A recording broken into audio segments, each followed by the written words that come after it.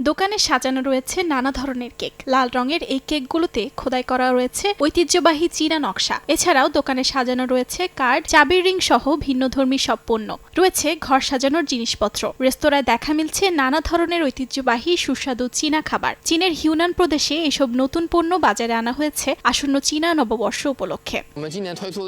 এবছর আমরা একটি মুস কেক চালু করেছি। কেকগুলোতে থাকবে 3 ধরনের ভিন্ন স্বাদ ও আকার। আরও থাকবে চীনা ঐতিহ্যবাহী নকশা। কেকের ভেতর এলোমেলো ভাবে আমরা 3টি চকলেট কয়েন রাখি। এই কেকটি তরুণদের কাছে বেশ জনপ্রিয়।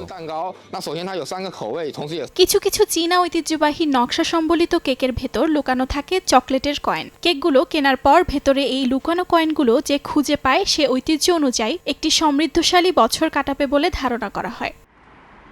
এবছর 29 জানুয়ারি উদযাপিত হচ্ছে চীনা নববর্ষ, যাকে লুনার নিউ ইয়ার বা স্প্রিং ফেস্টিভ্যালও বলা হয়। চীনসহ বিশ্বের বিভিন্ন দেশে পালিত হয় উৎসবটি।